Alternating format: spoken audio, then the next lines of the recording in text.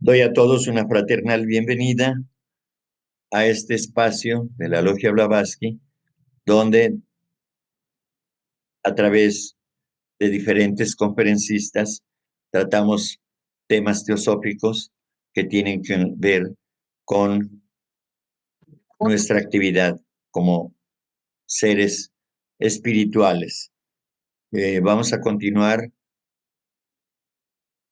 tratando los temas que están incluidos en el libro acerca de los extractos de las cartas de los maestros de sabiduría de la autora, la compiladora, Catherine Vichy, que hoy le toca exponer el tema sobre la verdad a nuestra querida hermana Milce Bufanti, que es miembro de la Sociedad Teosófica en Argentina y que ha estado colaborando en otras ocasiones con nosotros en estos trabajos de la Logia Blavatsky, lo cual agradecemos infinitamente, de tal manera que eh, sus colaboraciones siempre han sido útiles, seguramente para todos quienes le hemos escuchado, porque lo dice con mucha claridad y de esa manera podemos comprender lo que se nos explica con respecto a los temas que se exponen. Hoy entonces el tema es verdad. Muchas gracias, querida hermana Emilce, por otorgarnos la posibilidad de escucharte y antes de que inicies tu presentación, voy a leer algo sobre la verdad. Hemos venido en busca de la verdad, intentándolo con la teosofía, puerta por puerta de misterio, aprendiendo de la teosofía. Estamos acercándonos a través de todas las leyes al origen de la causa. Eso que no tiene principio ni fin, lo innominado, luz, la fuente, vida de vidas y fuerza de fuerza. Adelante, querida Emilce. Buenas noches a todos, queridos hermanos, y antes que nada le quiero agradecer a Enrique, a la Logia, a todo México en realidad, la oportunidad que me dan de compartir con ustedes. En realidad soy consciente de mi limitación para presentarles a ustedes este tema tan importante, pero desde mi humilde conocimiento trataré de hacerlo lo mejor que pueda, pero para eso también los invito a su participación. Este tema, la verdad, aletheia, dice Santo Tomás de Aquino, define a la verdad como la conformidad entre el intelecto y la cosa, y lo que es. San Agustín dice que para conocer la verdad necesitamos hacer la interiorización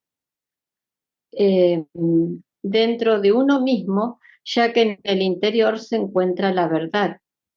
Y es una verdad que trasciende, no pudiéndose percibir por los sentidos, sino por la pura inteligencia. ¿Qué nos dice la verdad? Se entiende por verdad la concordancia que existe entre lo que se dice, se piensa y se cree, y por lo que es real. Lo real es de lo que no podemos dudar nunca, es lo que es. Su valor está relacionada con la honestidad, que implica la actitud de mantener en todo momento la veracidad en nuestras palabras y en nuestras acciones. Y la ventaja de la verdad es la integridad personal de quien la mantiene, con hábitos en sus compromisos y obligaciones para la sociedad y el país. Platón dice de la verdad es aquello que es eterna e inmutable, aquello que existe en sí mismo, y que no depende de ninguna otra cosa para existir. Sócrates lo ve como el bien, la moral. El que la conoce no podrá menos que practicar el bien. Saber y virtud coinciden. El que lo conoce, la rectitud actuará, la rectitud hará que él actúe con rectitud. Y al que hace el mal, lo hace por ignorancia. En realidad, Catherine Vichy nos dice, la misión del espíritu planetario no es más que hacer sonar la nota clave de la verdad. Una vez que ha dirigido la vibración de esta para que se siga su curso ininterrumpidamente a lo largo del encadenamiento de una raza y hasta el fin del ciclo. El residente de la esfera superior habitada desaparece de nuestro planeta hasta la siguiente resurrección de la carne. Las vibraciones de la verdad primitiva son los que vuestros filósofos llaman ideas innatas. Yo busqué el espíritu planetario porque me pareció muy importante reconocerlo. Espíritus planetarios, disculpen, primitivamente eran los regentes o gobernadores de los planetas. Nuestra Tierra tiene su jerarquía de espíritus planetarios terrestres, desde el plano más elevado hasta el más inferior, como lo tiene todo cuerpo celeste. En ocultismo, sin embargo, el término espíritu planetario se aplica generalmente solo a las 7 jerarquías más elevadas, correspondiente a los arcángeles de los cristianos. Todos estos han pasado por una etapa de la evolución correspondientes a la humanidad terrestre en otros mundos en remotos ciclos. Nuestra Tierra, que aún está solo en la 4ª ronda, es muy joven todavía para haber producido espíritus planetarios elevados. El supremo espíritu planetario que rige un globo cualquiera es en realidad el Dios personal de aquel planeta, y es verdaderamente mucho mayor su providencia directora que la de la contradictoria divinidad infinita personal de la clerecía moderna. Entonces, como todo, busqué en otro lugar, como todo esto dice, los espíritus planetarios son seres divinos asociados con los planetas en la astrología. Son parte de la gran cadena del ser y tienen unas jerarquías de espíritus, de ángeles, de deidades, y las características son que son seres divinos, participan en la naturaleza de las plantas, de los animales, son parte del plano mental, son parte de la gran cadena del ser. Son una de los 7 seres divinos asociados con cada uno de los planetas. La Luna, Mercurio, Venus, Sol, Marte, Júpiter y Saturno. En Isis sin velo, en la página 19, dice, cada astro es un planeta independiente con alma propia y que todos los átomos están henchidos del flujo divino del alma del mundo. En consecuencia, debemos considerar los cuerpos celestes como imágenes de dioses que participan sustancialmente de los poderes divinos, y aunque su alma no es inmortal, su influencia en la economía del universo les da derecho a honores tales como dioses menores. Yo también me puse a ver que si nosotros nos imaginamos un triángulo, en la punta, en el vértice, tenemos la verdad.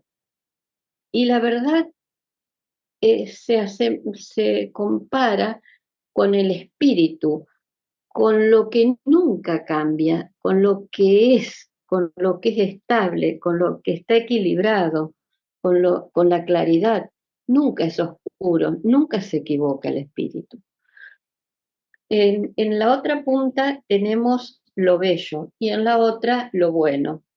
Entonces, yo decía, esta tríada de lo verdadero, lo bello y lo bueno es lo que debemos nosotros enfocarnos. Por lo menos en este momento, lo bello se relaciona con la luz, con la armonía total, donde una canción bella, donde tiene todos los tonos en un equilibrio que aunque uno esté más alto y otro esté más bajo, forman el equilibrio, forman una armonía. Y lo bueno, que se asemeja con lo bien, con lo que está correcto, con la bondad, pero sobre todo con el amor. Entonces, tratemos de que siempre que nos digan, que hablemos de verdad, nos imaginemos ese triángulo que también nos representa nuestra tríada superior, digo yo. Bueno, ¿qué iba a decir? Las verdades innatas son lo que se tienen desde el nacimiento, eh, sin ser relacionadas a través de los sentidos. Dice el día primero, que corresponde al único objeto por el cual hay que esforzarse. Es el mejoramiento de la condición del hombre mediante la difusión de la verdad adecuada a las diversas etapas de su desarrollo y a las del país que habita y al que pertenece. Esto lo dijo Cage. Entonces a mí me llevó a pensar que al comienzo de las rondas es muy distinto eh, a lo que estamos viviendo ahora, ¿no es cierto? Entonces, cómo las verdades, si bien son íntegras, pero va cambiando con la evolución, pero no es que la verdad cambia, eso me lo inventé yo. No es que la verdad cambia, sino que vamos evolucionando, nuestra conciencia, nuestro ser también está evolucionando. Entonces, cada vez vamos viendo más claras las cosas. Cada nueva raza y subraza fueron cambiando, pero siempre se evoluciona. Estar ayornado con la evolución, pero hacia el bien. Estar siempre con nuestra mente fija en el bien, no, no solamente en la actualidad, sino en lo que ayuda a las personas. A aceptar con sabiduría los gobiernos y también aceptar con sabiduría las geografías, porque justamente escuchándolo a Enrique y las preguntas que hicieron, hay veces que nos cuesta comprender que sea una verdad o un terremoto o una catástrofe, pero realmente después vemos cómo ese lugar evolucionó. Es dolor, es claro que duele, claro que uno sufre, pero es parte del aprendizaje. Nosotros, lamentablemente, aprendemos a través del dolor. Entonces, cambiar nuestra mente, cambiar nuestro enfoque a la verdad, nos hace ser un poco mejor. La mente india está preeminentemente abierta a la percepción rápida y clara de las verdades metafísicas, más trascendentales y obtusas. En cambio, los occidentales nos costó comprender el yoga, nos costó comprender todo esto. Y esto también me lo invento yo. Ahora, ellos nos dieron lo mejor que tenían. entonces nosotros tenemos que estar dispuestos a aceptarlo de la mejor manera y ser representantes de eso que nos enseñaron, de lo mejor que nos dieron de ellos.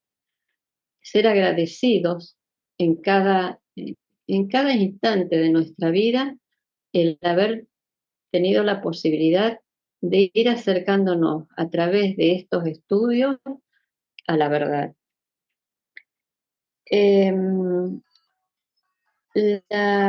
Esto también nos dice, Sirram nos dice así: hay aspectos de la verdad que solo pueden descubrirse dentro de uno mismo y de ninguna otra manera.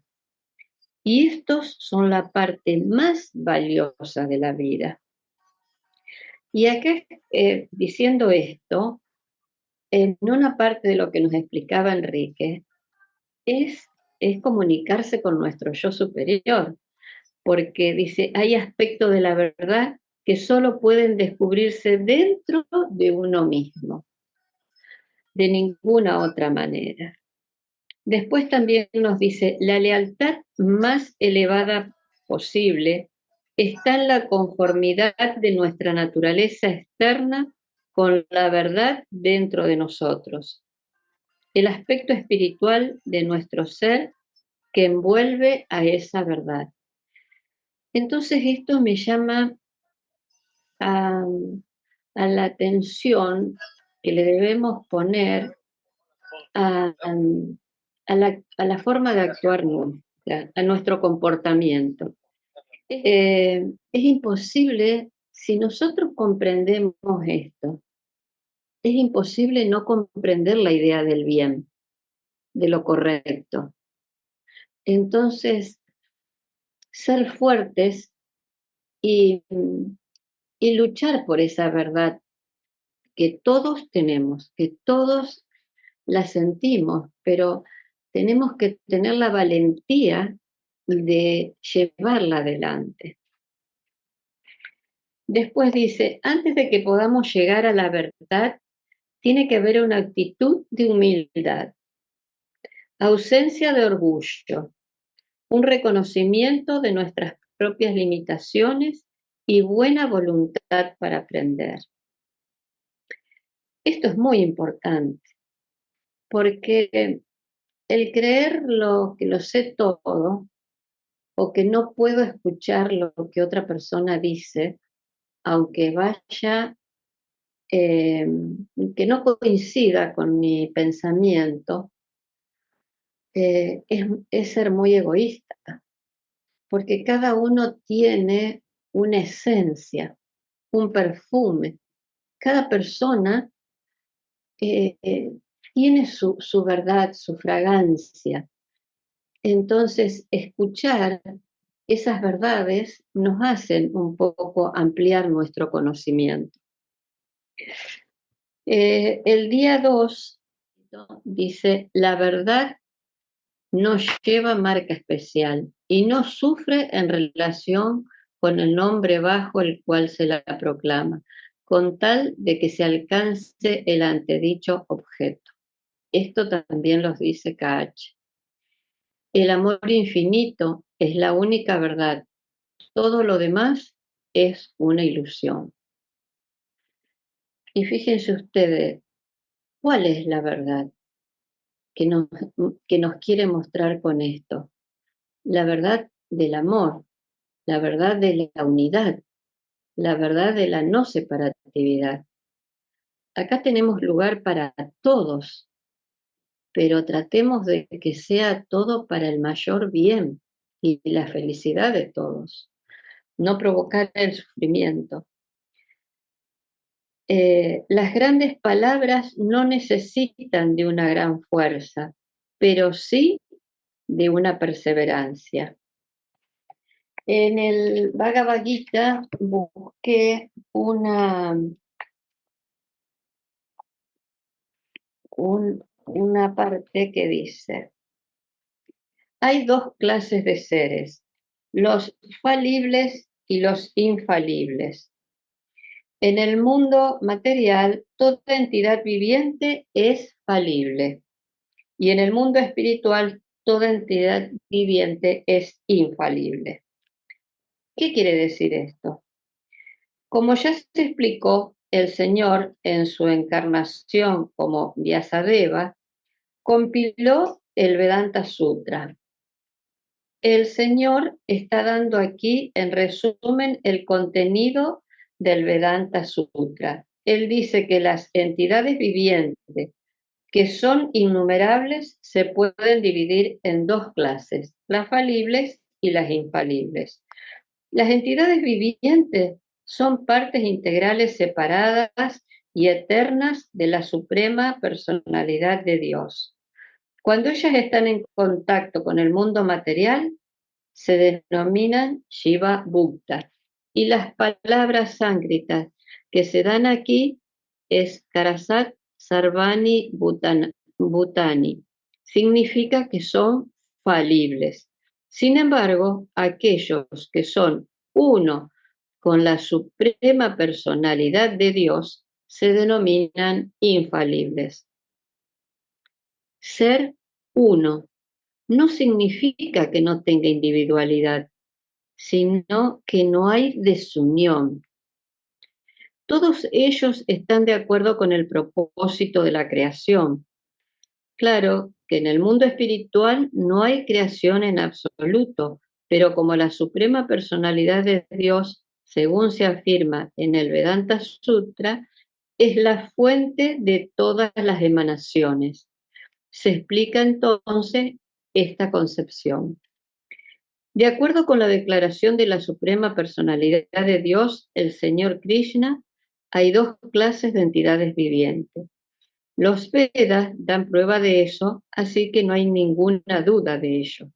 Las entidades vivientes que están luchando en este mundo con la mente y los cinco sentidos tienen sus cuerpos materiales, los cuales están cambiando. Mientras una entidad viviente esté condicionada, su cuerpo cambia debido al contacto con la materia. La materia está cambiando, por lo que la entidad viviente parece estar cambiando, pero en el mundo espiritual el cuerpo no está hecho de materia. Por lo tanto, no hay ningún cambio. No es que no sea lo mismo. Acuérdense que la teosofía nos dice que la materia es espíritu denso y el espíritu es una materia etérea. Pero en el mundo espiritual el cuerpo no está hecho de materia, por lo tanto no hay ningún cambio. En el mundo material, la entidad viviente pasa por 6 cambios: nacimiento, crecimiento, permanencia, reproducción y luego decaimiento y desvanecimiento. Esos son los cambios del cuerpo material, pero en el mundo espiritual el cuerpo no cambia, no hay vejez, no hay nacimiento, no hay muerte. Ahí todo existe en la unidad. Toda entidad viviente que se ha puesto en contacto con la materia, desde el primer ser creado, Brahma, hasta la pequeña hormiga, está cambiando su cuerpo. Por consiguiente, todos ellos son falibles. Sin embargo, en el mundo espiritual, ellos siempre están liberados en la unidad. Entonces, ir viendo las pautas de lo que es realmente la unidad. Lo que es vivir en la unidad, es acercarnos a la verdad. El día 3. Es solo la filosofía esotérica la combinación espiritual y psíquica del hombre con la naturaleza, la que revelando verdades fundamentales puede aportar ese tan deseado estado de reconciliación entre los dos extremos del egoísmo humano, el altruismo divino y finalmente conducir al alivio del sufrimiento humano. Fíjense qué importante es esto que nos está diciendo, porque a través del conocimiento, de acercarnos a la verdad, podemos llegar a conducir el alivio del sufrimiento humano. Y ahí Cyrano nos dice, quien desea encontrar la verdad, primero debe confrontarse consigo mismo tal como es y prepararse para dejar de lado ese molde que es la creación de su pasado. Esto es importantísimo, el conocernos a nosotros mismos. Y todos los que estamos acá estamos en un mismo estado de conciencia o relativamente. Entonces, el, el llegar a, a darnos cuenta cómo somos, que no somos perfectos, que todos tenemos nuestras luces y nuestras oscuridades, nos hace ser más comprensivos, acercarnos más a la unidad. Porque si estuviéramos ya hombres terminados, hombres íntegros, no estaríamos acá, estaríamos en otro lugar, en otro planeta tal vez.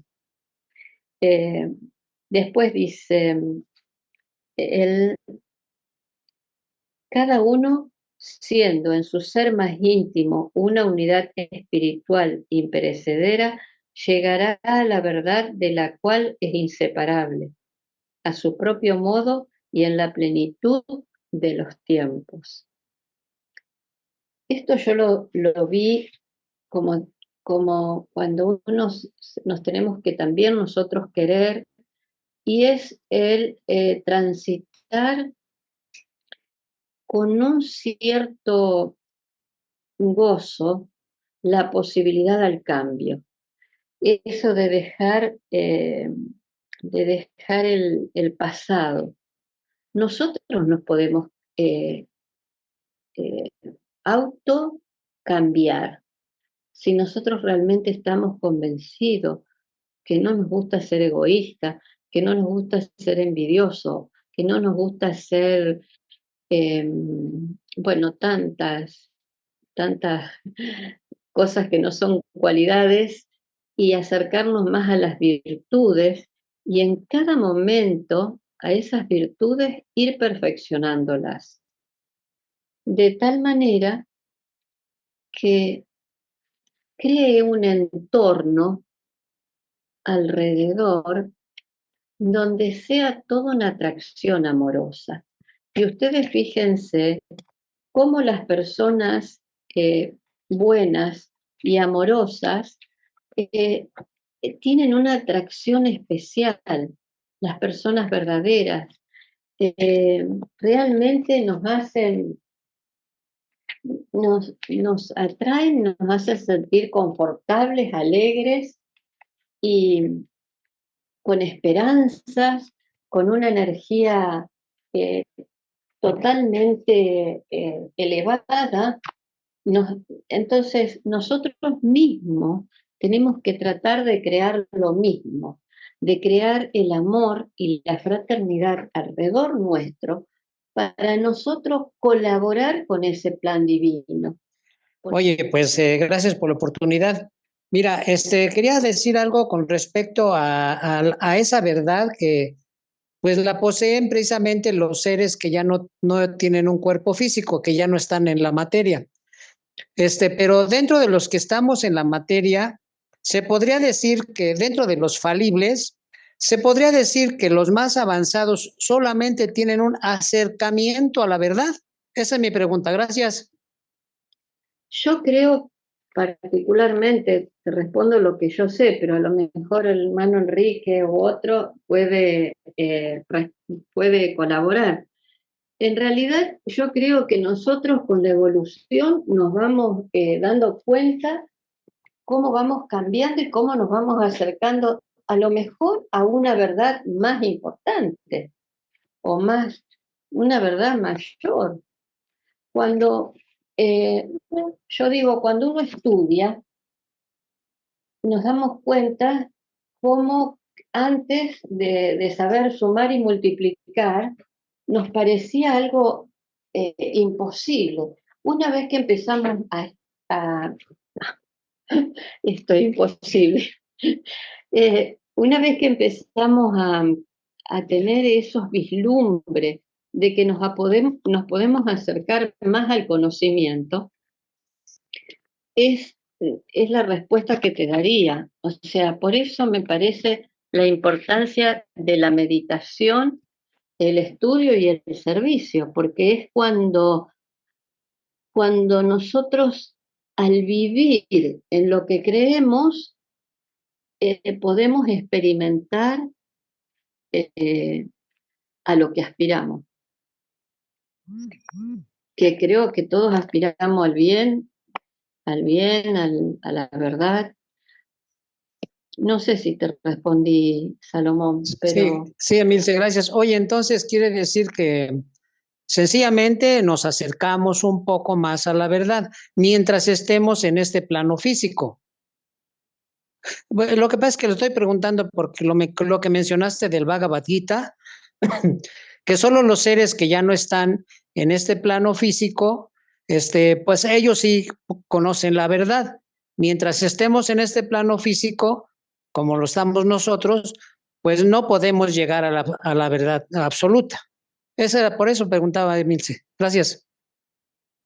es que yo creo que, particularmente creo que esos seres ya no se equivocan, porque tienen una visión totalmente, eh, o sea, el efecto dron. Cuando yo acá estoy en mi casa y veo la puerta, el gato, pero si yo estaría más arriba, vería muchas otras cosas. Y si estaría en un dron, podría ver el movimiento de toda la ciudad y después y mucho más. Entonces, ellos tienen una visión sin límite, digo yo, me lo imagino así, como que tienen una capacidad.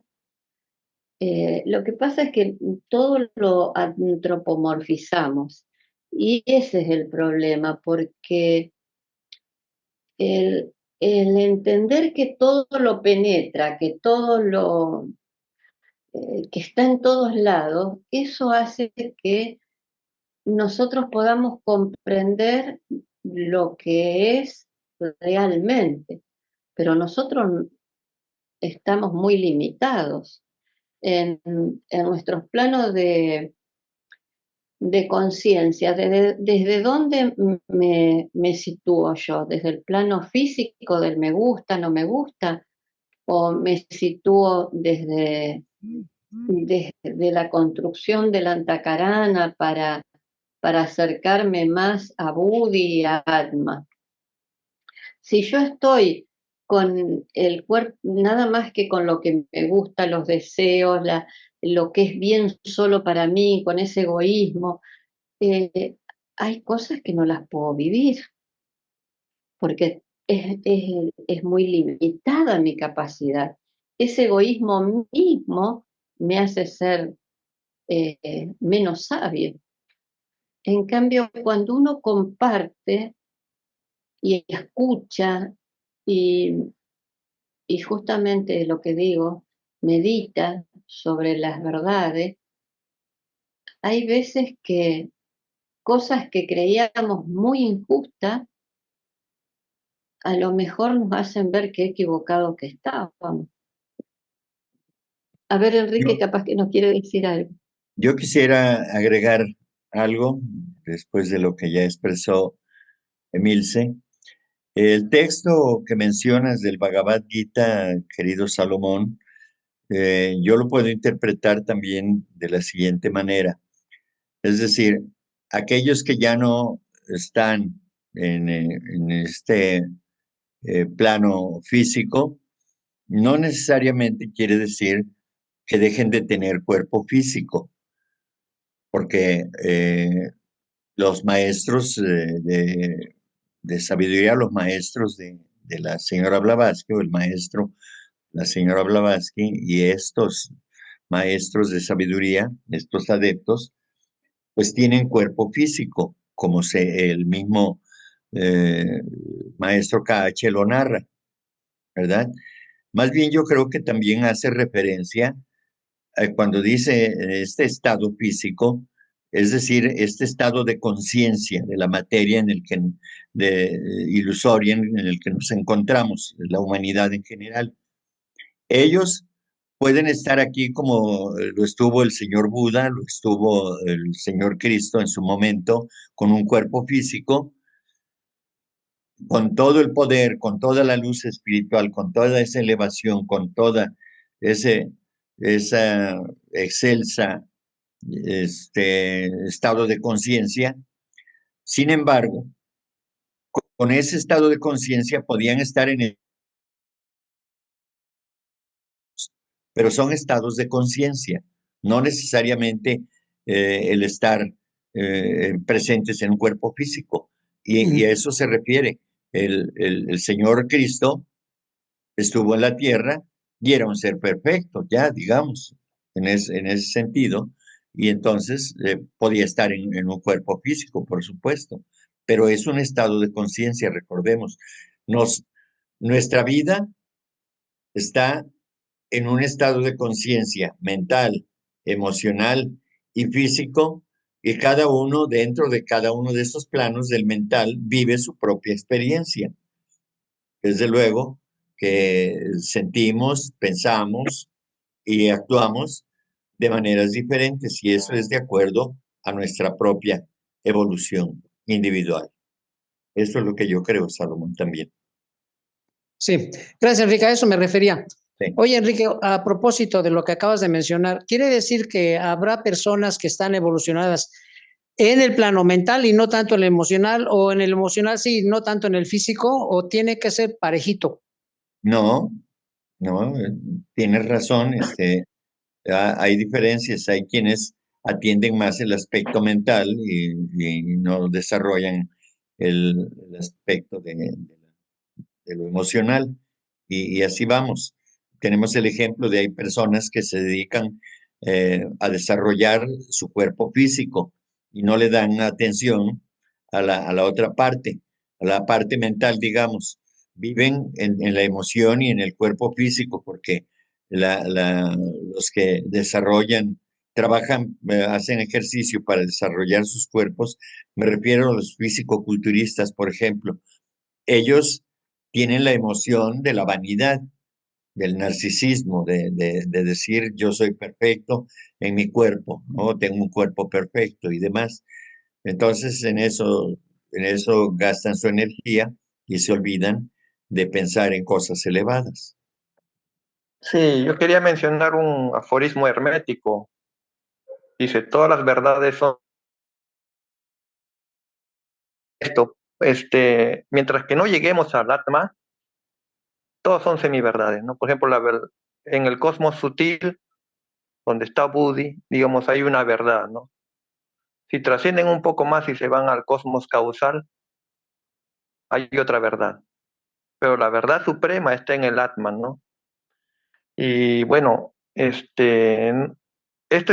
bueno, y eso de conocer la verdad, sí se puede lograr la verdad, y justamente Emil se habló del Jivan Mukta, ¿no? Jivan Mukta en castellano significa el liberado en vida. O sea, hay ciertas personas que conocen el ejercicio espiritual, digamos, ¿no? El samadhi savikálpico y el samadhi nirvikálpico, y pueden, digamos, acceder, digamos, teniendo cuerpo físico a esas dimensiones y estabilizarse en Brahman, ¿no? O sea, en esa cuarta conciencia, ¿no? En Turiya, en donde está el ser. O sea, inicialmente vamos a conocer el Atman y finalmente vamos a darnos cuenta que ese Atman es igual a Brahman. Ustedes creo que le llaman el absoluto, ¿no? Por eso que hay muchos Mahavakyas védicos que dicen, tú eres el Brahman, tú eres él, tú eres Brahman, ¿no? Sohan, tú eres el supremo. Entonces, ¿dónde radica el problema? El problema radica en la falsa identificación con lo que no somos. No somos la mente, somos el Brahman. Pero esto tiene que ser a través de una experiencia viva, ¿no? O sea, digamos, como un acceso, digamos, a esas dimensiones superiores, ¿no? Eso se llama vichara en sánscrito, ¿no? Atma vichara. Y fíjense que en la tradición védica no se podía conocer una cosa a través de una afirmación, ¿no? Porque ustedes dicen Dios es o Dios es amor, no, ahí ya se conocía a través de la negación, del neti neti, o sea, ustedes se sustraen hasta el cosmos sutil donde está el Buddhi y tienen que darse cuenta que eso no es real. ¿Por qué? Porque tiene un velo de ignorancia, no tiene maya. Después se sustraen en el cosmos causal y se tienen que dar cuenta también que ese no es el Brahman supremo, ¿no? Porque tiene maya. Hasta que finalmente, digamos, trascienden y se colocan en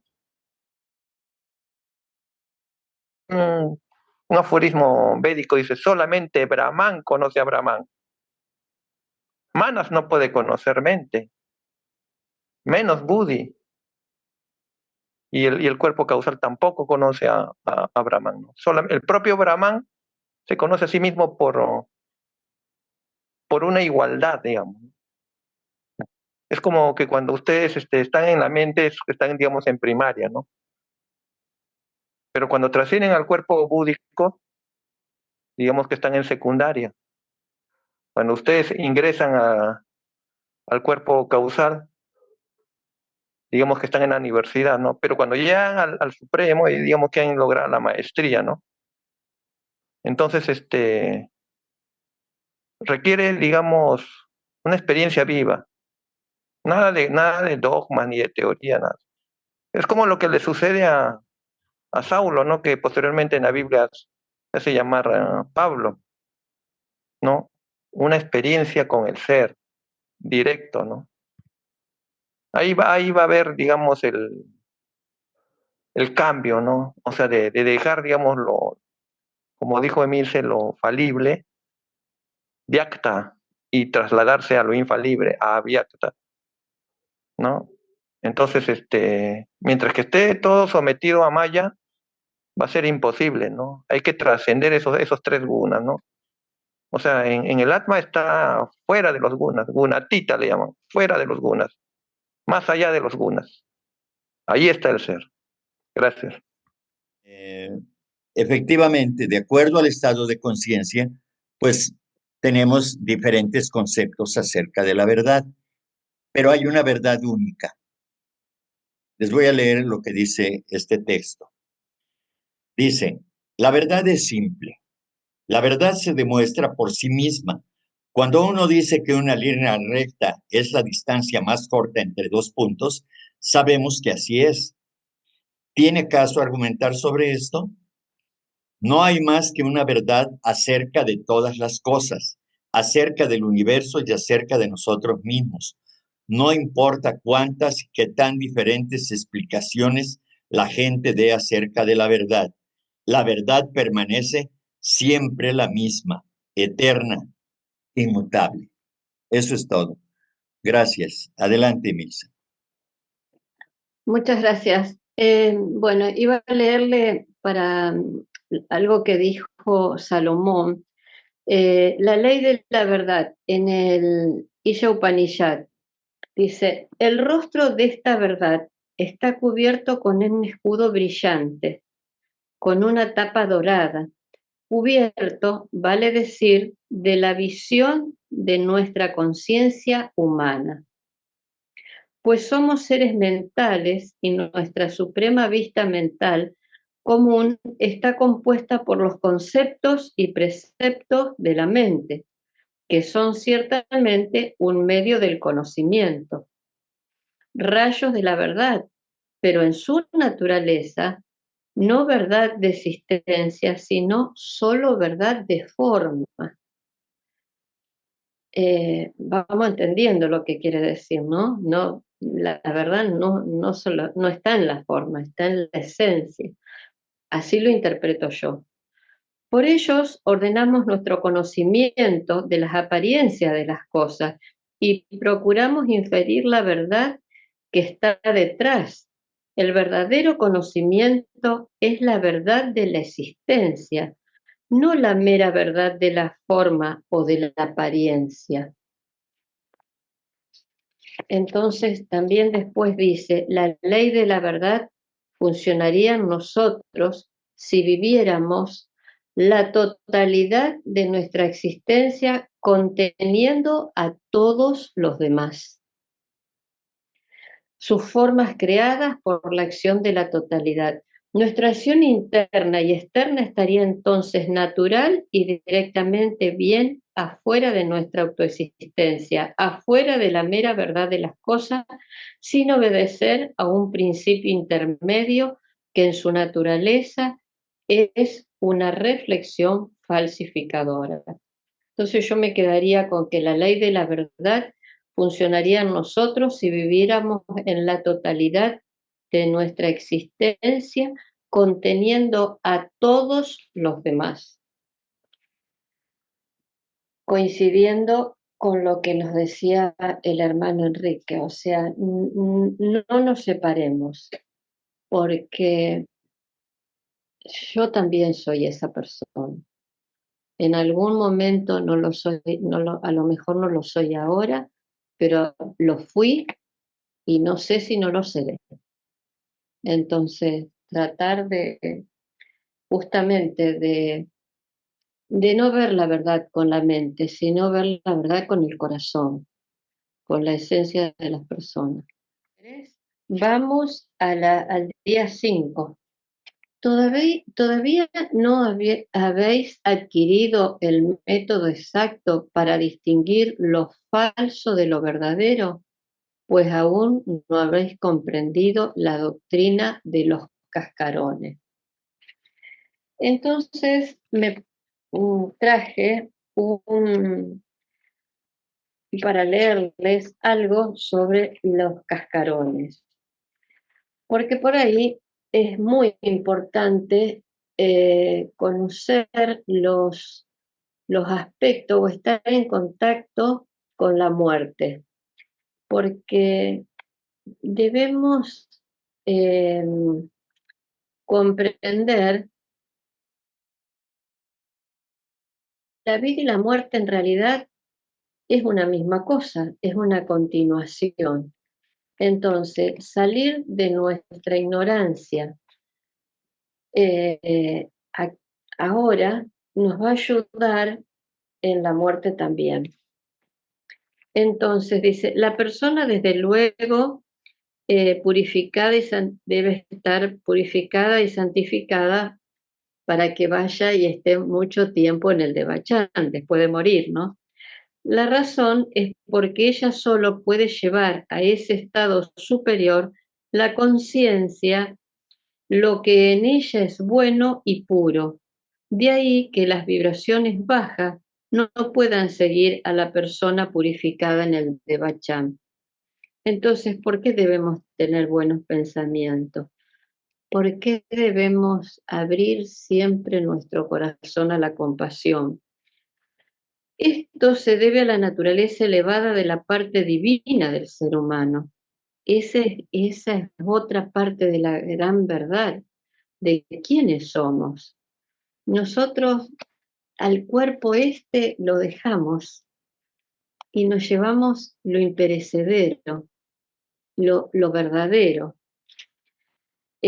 Como consecuencia, todo lo malo, tosco, negativo de la naturaleza de la persona se va a quedar en el Kamaloka, la zona intermedia entre el mundo divino y el mundo físico, donde llegan en la primera etapa las personas fallecidas.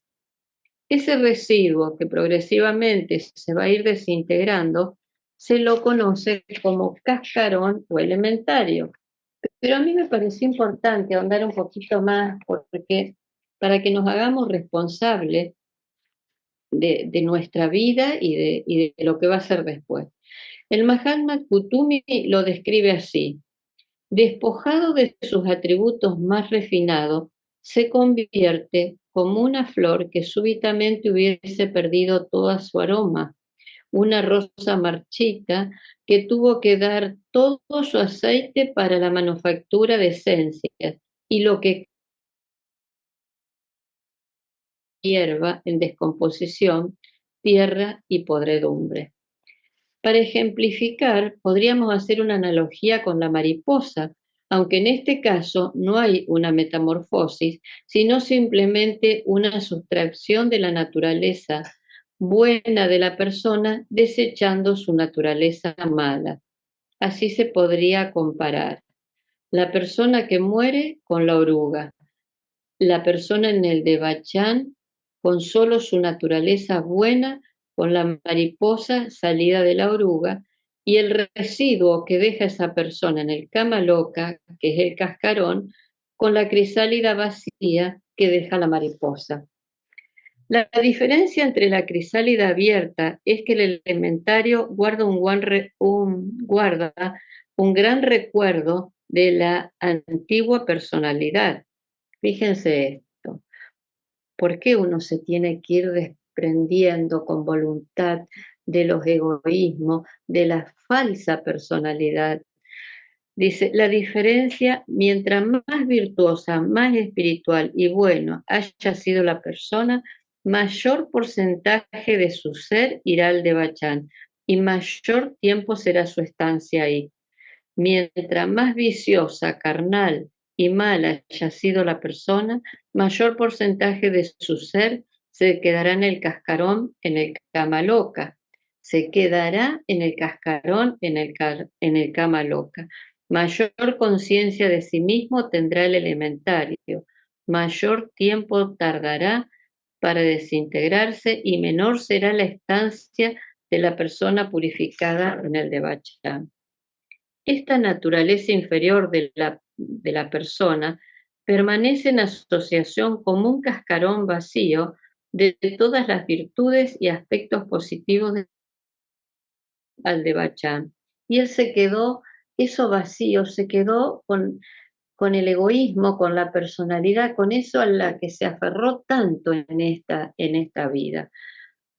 Para vagar en la atmósfera de la Tierra, que es en el Kamaloka, habiendo perdido la mitad de su memoria personal, el resto de la memoria se la llevó la persona purificada al Devachan, con los instintos más brutales, plenamente vivos por un cierto periodo. Eso se queda en el cascarón. La pálida copia del hombre que vegeta en el Kamaloka por un periodo de tiempo cuya duración es variable de acuerdo a la cantidad de materialidad que haya sido dejada en el elementario, la cual es determinada por la vida pasada del difunto.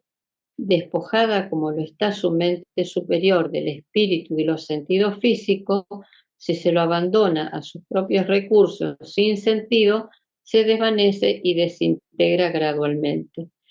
Pero si le hace volver a la esfera terrestre, ya sea por los deseos apasionados y los llamados de sus seres queridos sobrevivientes, o por las prácticas regulares de necromancia, una de las más peligrosas siendo el espiritismo.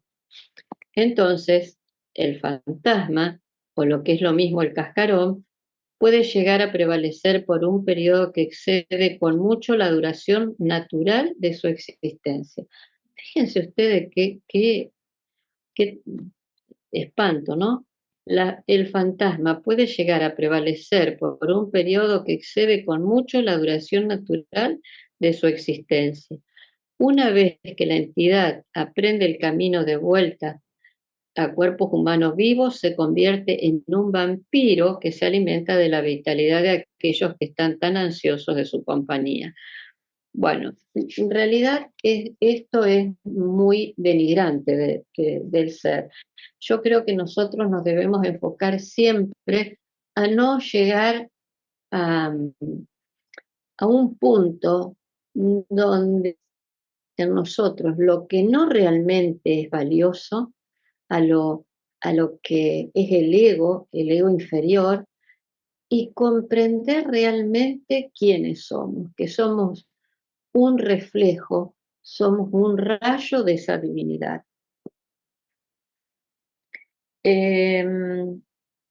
Ahora viene no sé si tienen alguna pregunta, si creo que es bastante cruel, eh, como lo demostré, pero para que seamos conscientes de que todo lo que estamos haciendo ahora es construir nuestra muerte y nuestra próxima vida, porque creo que el es empezar a darnos luz en una habitación. Entonces, cuando vemos la luz, no queremos más estar en la oscuridad.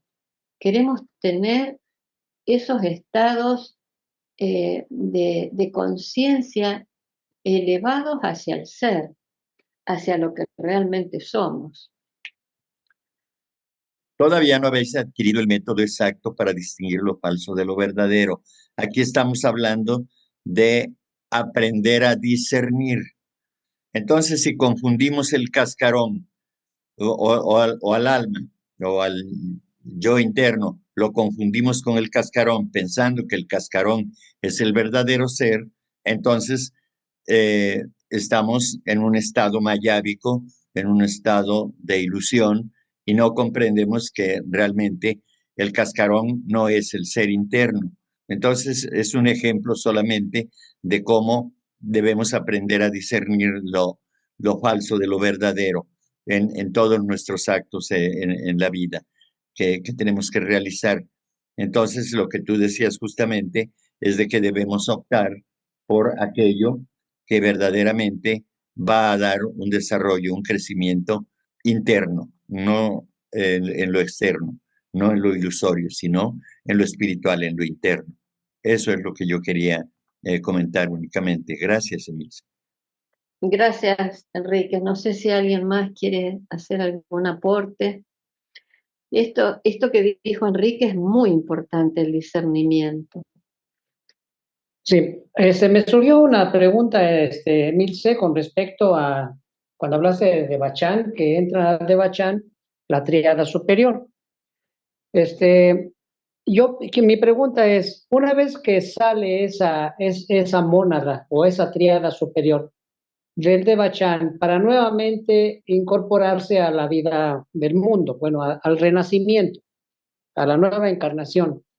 Por la experiencia que tuvo esa mente superior en Devachan, ¿no será que cuando regresamos, esa mente superior influirá de una manera más grande en la mente inferior o en nuestro cuaternario para mejorar un poco nuestra situación o definitivamente no hay modificación? Gracias.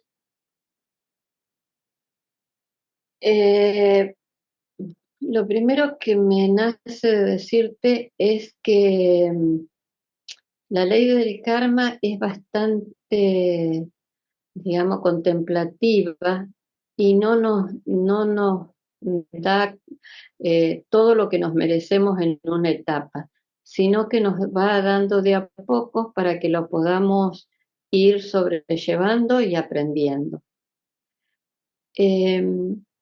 Otra cosa importante es que no se va toda la tríada, se va lo mejor de nosotros, que vendría a ser la parte más pura nuestra. Y antes de irse hay una lucha entre, eso me lo imagino yo, entre quién soy yo, esa personalidad, eso que me tira o soy las virtudes, toda la parte buena que yo fui. Entonces, cuando tenemos la necesidad o la sed de volver a experimentar la vida o la reencarnación, es como que ahí nos esperan los escándalos.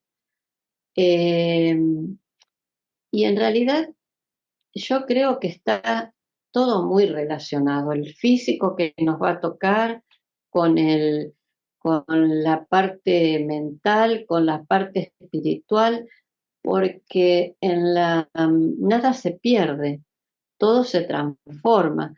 Entonces, a mí me parece justamente que, por eso digo de que somos artífices de nuestro propio destino, de lo que nosotros queremos para nosotros. Entonces, aunque nos cueste hacer los cambios, tenemos que ser responsables de hacerlo.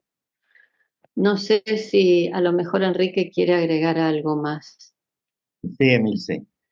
Yo quisiera que erradicáramos de nuestra mente el hecho de que vamos a algún lugar.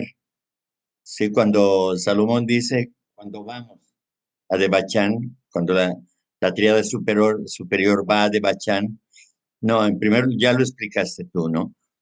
Eh, Debachán es un estado de conciencia en el que el hombre se ubica, se, se establece, vamos a decir, en ese estado de conciencia. En ese estado de conciencia, el yo superior tiene sus experiencias, desde luego. Eh, Buddhi, que es la otra parte de la triada, ¿sí? No está en el plano de bachánico, está en el plano búdico, en otro estado de conciencia más elevado, ¿sí? Y Atma está en el plano átmico, el más elevado de los tres. Entonces, no, no están los tres en el mismo estado, cada quien está en su propio plano. Sin embargo, forman la triada superior, pero como ya lo había explicado Emilce, eh, no, no es el Atman y el Buddhi los que tienen la experiencia. El que experimenta es el mana superior, ¿sí? A través de los vehículos que tiene más abajo, que son el Kamarupa y el doble etérico y el cuerpo físico, o la composición Kamamanas también, ¿no? Pero no. Y efectivamente, como ya lo explicó Emilce, en cada encarnación, con las experiencias que obtuvimos, las buenas experiencias que obtuvimos en la encarnación o en las encarnaciones anteriores, debemos venir ya con otras condiciones, digámoslo, como armas, como herramientas para defendernos acerca de las llamadas acechanzas, de las tentaciones que tenemos, producto de la propia actividad de nuestros vehículos inferiores y superiores, desde luego, en este caso del mana superior. Pero entonces, en términos generales, siempre se continúa en la siguiente encarnación ya con algo más de poderes desarrollados, porque esa es la evolución. Aunque en una encarnación pudiéramos atorarnos y venimos a sufrir y sufrir, pero eso no quiere decir involución, solamente es un alto en el camino, es una experiencia más en toda una vida para poder nosotros comprender el sentido de la vida y continuar. Pero finalmente es desarrollo, es evolución. Eso es lo que tenía que decir. Gracias. Muchas gracias, Enrique. Claro, cada Sí, gracias. experiencia es un aprendizaje. Veámoslo como eso, no como el sufrimiento, sino como el aprendizaje de lo que debemos corregir o de lo que debemos mejorarnos. Dice, la rama conoce bien las cualidades de nuestro hermano y son estas facultades de razonamiento analítico y el poderoso don que tiene nuestro hermano para extraer verdades espirituales de la letra muerta, de las aparentes contradicciones, lo que nos obliga a confiar en sus intuiciones espirituales para el cumplimiento de esta delicada misión. Esto me parece muy al lugar con lo que es el discernimiento. Y yo lo puse, es que cuando nosotros somos estudiantes y nos dirige un maestro o nos enseñan, lo tomamos de una forma media superficial. ¿Qué quiero decir con esto?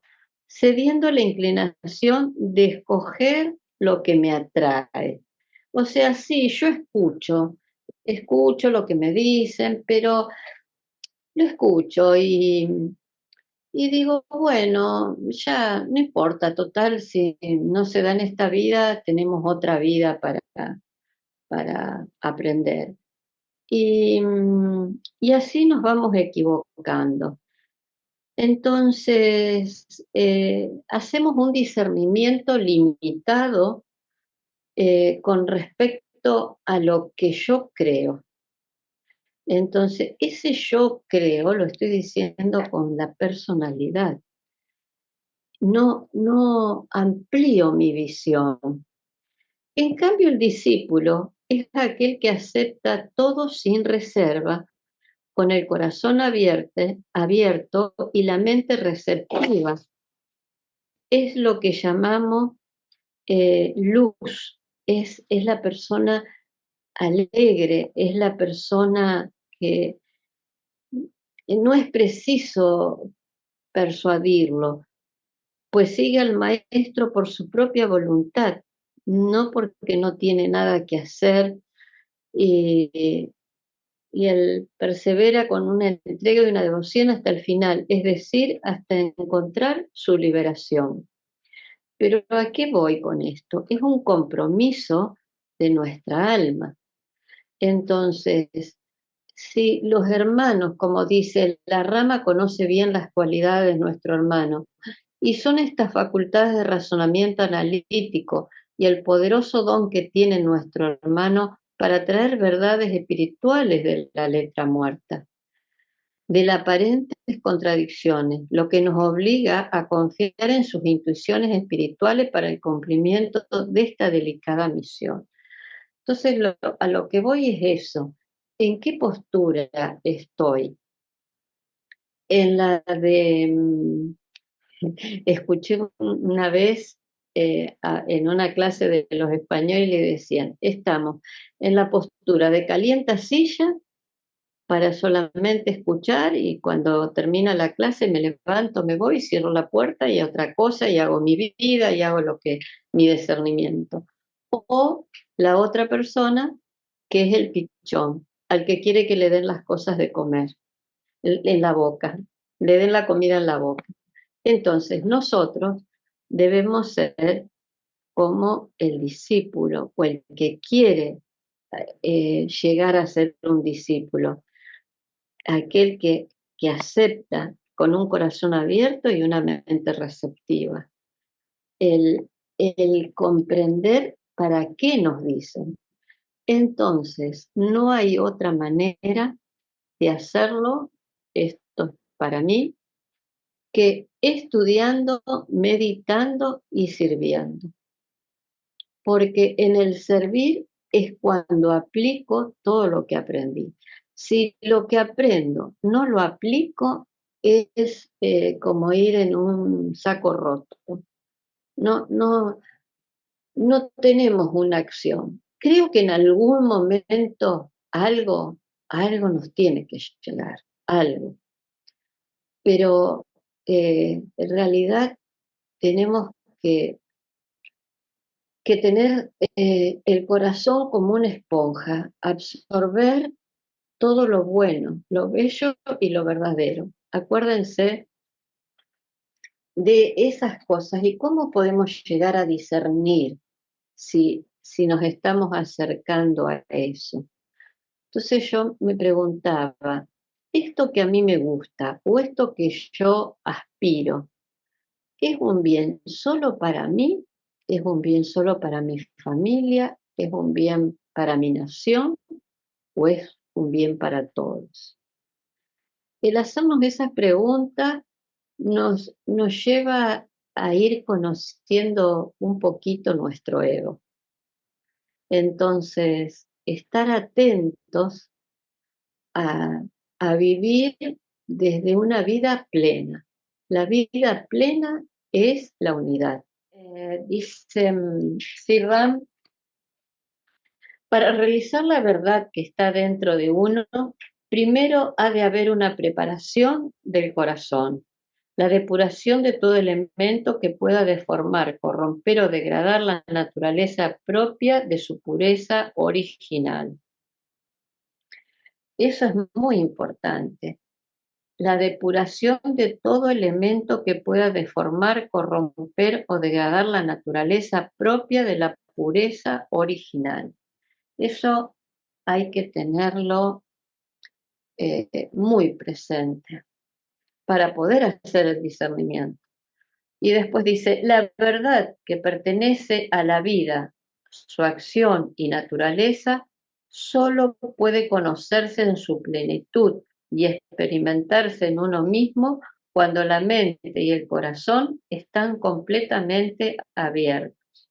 Y solamente podemos descubrir la verdad, ya sea la verdad en nuestro interior o la verdadera naturaleza y la esencia de cualquier cosa en el universo, por medio de una condición en nosotros en la cual la mente cesa de idear a partir de su ignorancia y se convierte en la servidora de una inteligencia que trasciende a la mente.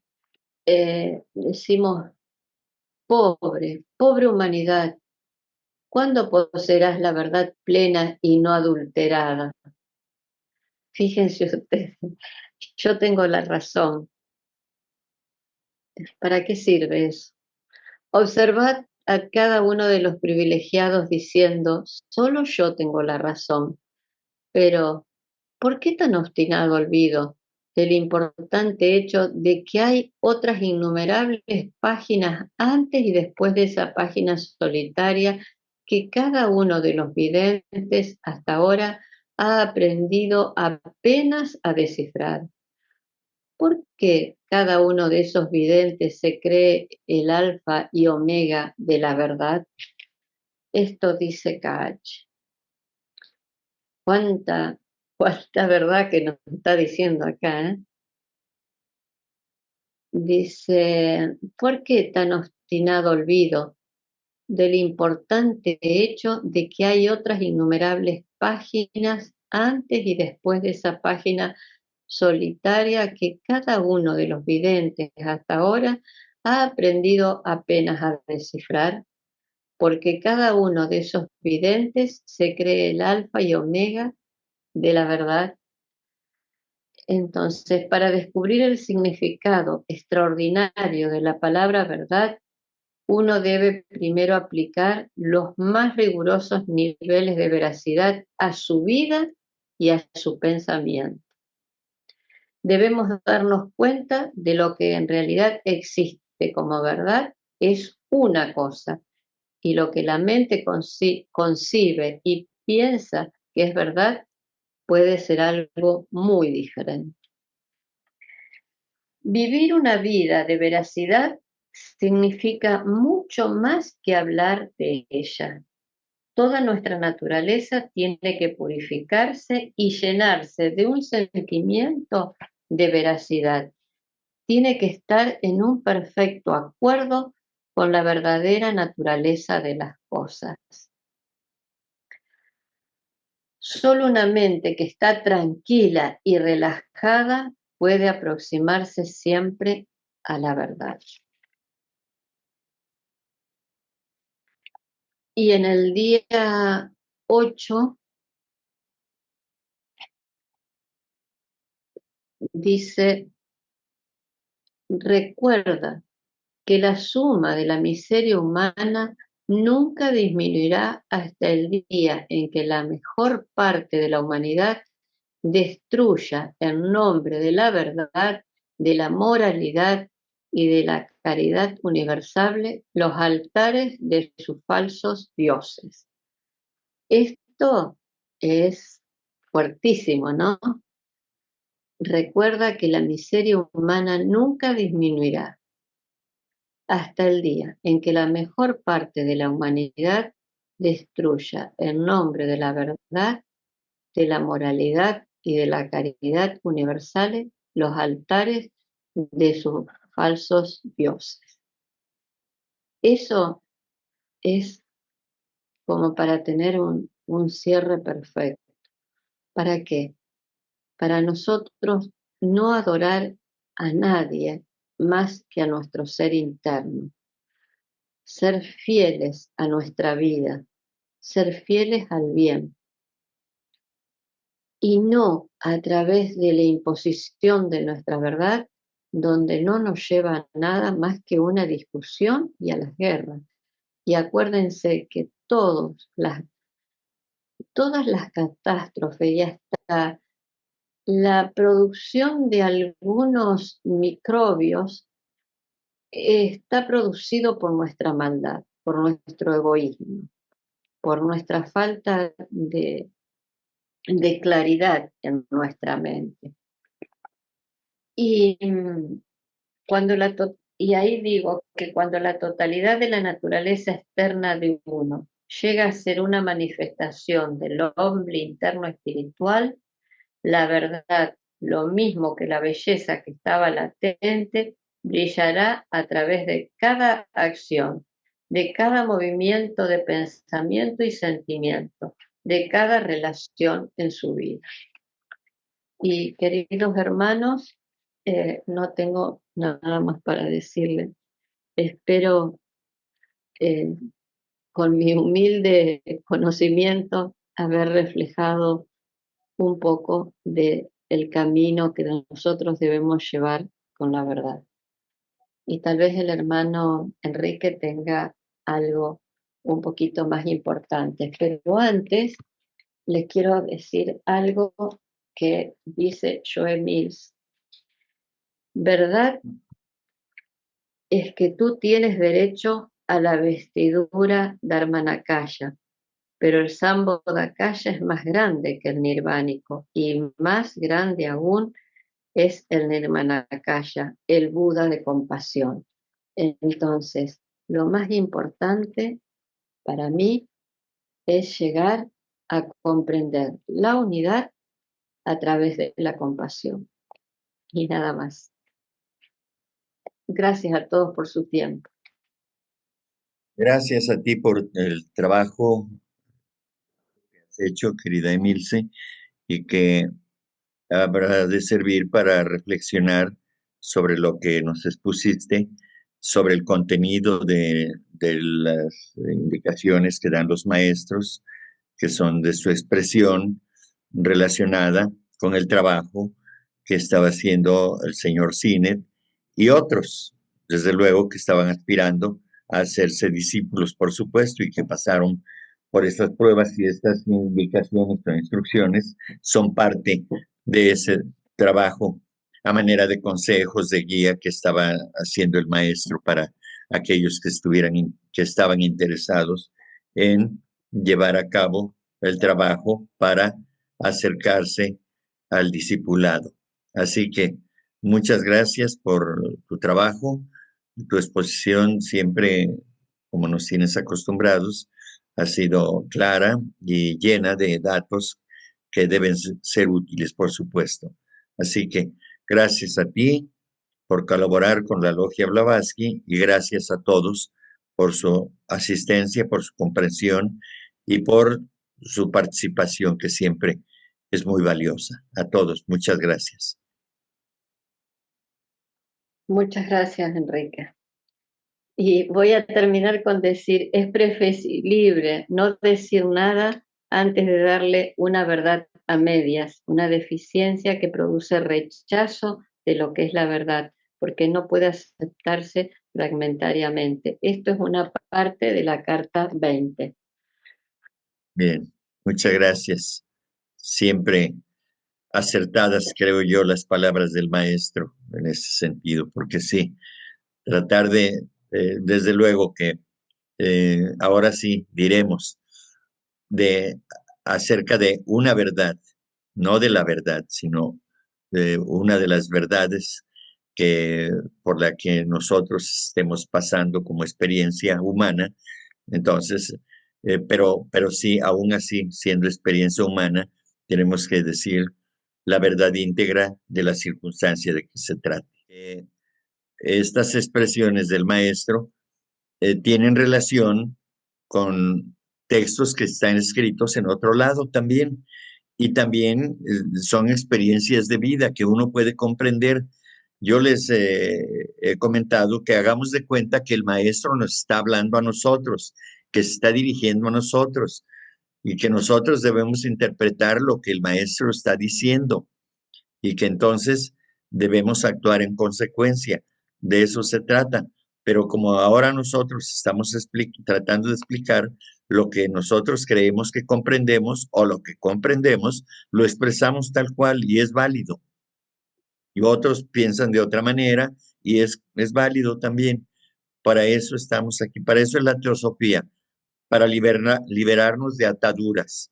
Estos estudios deben liberarnos de ataduras. No debemos creer todos en la misma cosa. Algunos lo interpretaremos de un modo, otros de otro, y así vamos, así es la vida. Entonces, vamos avanzando. Esto es avance, por supuesto. Estas pláticas tienen el propósito de enriquecernos, tanto en conocimiento como en elevación interna para cada uno. Cada quien irá tomando lo que considere que es útil, le es útil para su vida, y si puede llevarlo a cabo, enhorabuena. Y si puede llevarlo a cabo totalmente, mejor. Si parcialmente, está bien. Si puede mínimamente, no importa, el esfuerzo se hace. Hay que intentar siempre tratar de mejorar, por supuesto. Y para eso son estas charlas, para eso son estos trabajos, para eso nos reunimos, porque tenemos el deseo de avanzar, de conocer para poder nosotros entender, comprender y de esa manera continuar nuestra preparación, porque la vida es una preparación, es una escuela de vida. La vida es una escuela en la que nos estamos capacitando para las próximas encarnaciones, en las cuales tendremos que poner en práctica todo lo que vayamos aprendiendo en esta vida. De eso se trata, justamente. Aquí estamos en un taller en el que vamos a experimentar y en el que vamos a tratar de comprender y vamos a compartir entre nosotros. Y eso es lo valioso de este ejercicio. Así que, sin ningún problema, no hay aquí no hay errores, vamos a decirlo. Todos podemos interpretar de un modo o de otro.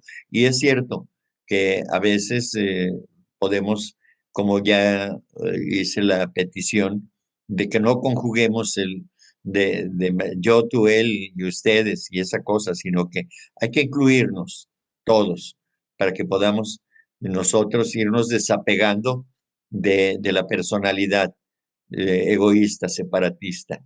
Eso es aprendizaje, por supuesto, pero es falta de conocimiento más que u olvido, porque a veces ya lo sabemos y se nos olvida, pero no es un error, es simplemente que no tenemos ese conocimiento y por eso hablamos de esa manera, pero estamos bien, vamos avanzando, yo creo, así que por ello yo les agradezco porque son parte de nuestra experiencia.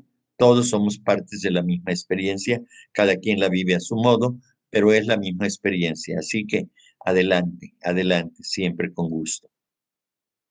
Tal vez me siento un poco muy egoísta porque a lo mejor no di todo lo que representó para mí hacer esto, porque me llevó un, a ver, sinceramente, un trabajo más de, de conocimiento de mí misma. Me despertó muchas preguntas adentro mío que por supuesto todavía no me las contesté, no me las contesté, pero me las voy a meditar y, y realmente creo, no sé si expresé todo lo que aprendí, pero realmente creo ahora en las personas que decían, hay veces que cuando uno prepara una conferencia, es más lo que aprende que a lo mejor que lo que da. Pero traté de dar lo mejor de mí. Lo que pasa es que realmente me dejó muchas, se me prendieron las luces en la habitación y entonces empecé a ver las cosas oscuritas dentro de mí. Y me dije yo, wow, esto esto que es fuerte para mí. Sí, Pero pero no bueno, es, esa fue mi experiencia nada más. sí, pero no es egoísmo, es parte de la experiencia simplemente. Es que no todos podemos dar todo en un momento determinado y sobre todo en esto que son tiempos muy limitados y que uno tiene que esforzarse por sintetizar lo más que se pueda lo que uno pueda ofrecer o quiera uno ofrecer a los demás, pero no es egoísmo, es lo que nos queda de acuerdo a las limitantes que tenemos y eso es todo. Pero lo importante es que estás y que ofreciste lo mejor que pudiste y yo te lo agradezco mucho, por supuesto.